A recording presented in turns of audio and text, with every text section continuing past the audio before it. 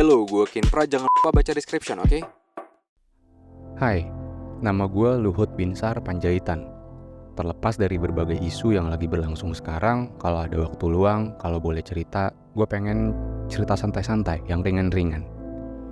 Jadi gue lahir di sebuah desa bernama Huta Namora di daerah Toba, Samosir, Sumatera Utara pada tanggal 28 September 1947. Berarti sekarang gue udah 75 tahun.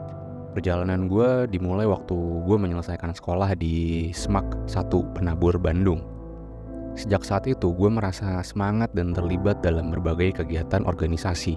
Gue gak bisa diem, gue pengen melakukan sesuatu. Waktu gue masih muda, gue adalah salah satu dari para pendiri Kesatuan Aksi Pelajar Indonesia atau yang dikenal sebagai KAPI. Bersama pelajar dan mahasiswa lain, kami bersatu untuk menentang Orde Lama dan PKI. Kami ingin perubahan yang lebih baik untuk bangsa dan tanah air ini. Setelah menyelesaikan sekolah, gue mutusin untuk ikutin jejak ayah dan kakek dengan bergabung di Akademi Angkatan Bersenjata Republik Indonesia atau AKABRI. Walaupun awalnya agak ragu dan gugup, gue memberanikan diri untuk menjadi seorang prajurit. Pendidikan di AKABRI bener-bener gak gampang, tapi gue memilih untuk tetap maju dan fokus. Gue mau jadi yang terbaik. Selama masa-masa itu, gue belajar banyak tentang disiplin, kepemimpinan, dan pengabdian kepada negara. Gue bersyukur karena usaha gue gak sia-sia. Prestasi memorable yang gue pernah alami adalah saat gue berhasil meraih predikat lulusan terbaik di akademi pada tahun 70. Rasanya gak tergambarkan. Kalau teman-teman pernah ngerasa bangga, bersyukur, happy, beruntung, nah itu yang gue rasain. Penghargaan Adi Makayasa yang gue terima pada akhirnya menjadi bukti bahwa proses gak mengkhianati hasil.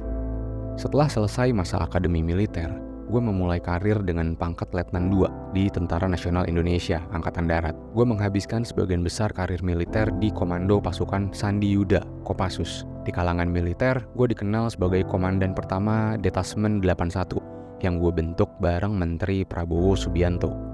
Dalam perjalanan Detasmen 81, grup ini pernah beraksi mulai dari pembebasan sandera pesawat Garuda DC-9 di Bangkok, Operasi Mapenduma yang membebaskan sandera 9 peneliti asing di ekspedisi Lawrence di Papua, termasuk operasi pembebasan kapal MV Sinar Kudus dari pirate di Somalia.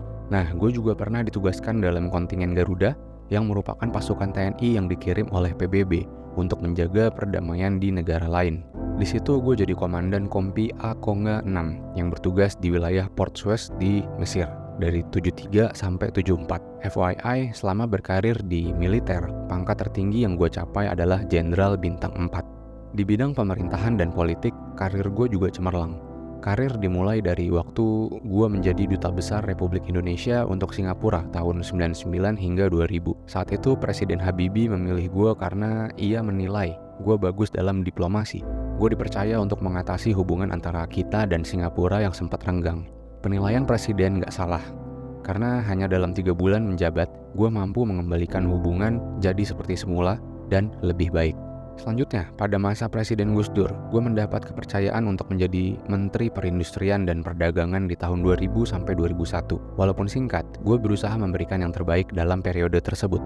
Setelah itu, gue memutuskan untuk masuk ke dunia usaha di bidang energi dan pertambangan dengan mendirikan PT Toba Sejahtera tahun 2004. Tapi mungkin berkat portfolio yang bagus, gue ternyata dipanggil lagi untuk balik ke pemerintahan. Gue mendapatkan kesempatan menjadi kepala staf kepresidenan pada masa pemerintahan pertama Presiden Jokowi. Dari sinilah karir gue semakin berkembang dalam pemerintahan.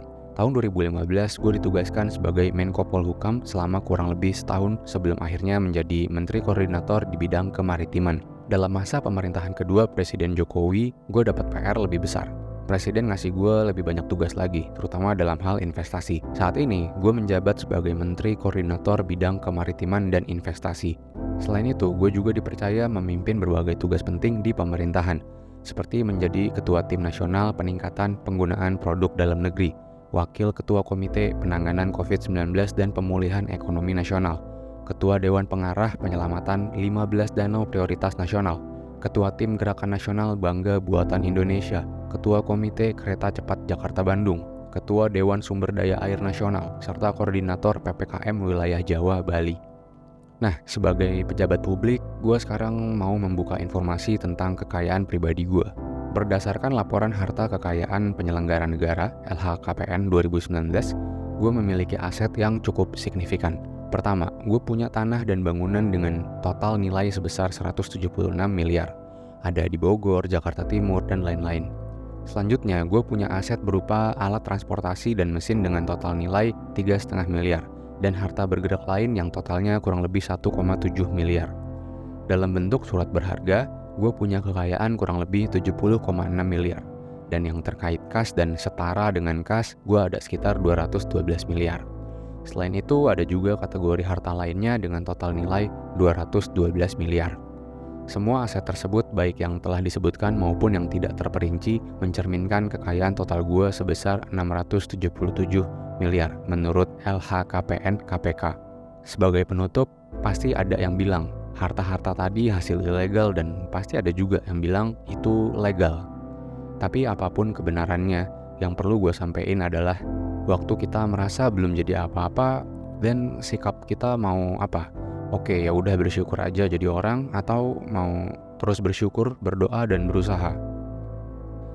Oke, kira-kira gitu cerita tentang gue, Luhut Binsar Panjaitan, nama yang pasti sering kalian dengar karena berbagai sepak terjang gue. Oke, jangan lupa kritisi dan jangan gampang percaya sama konten ini karena sebagian atau seluruh informasinya di-generate oleh ChatGPT. AI benar-benar makin pintar tapi bukan berarti pasti benar dan selalu benar dan paling benar. Follow Instagram kita @orelabor.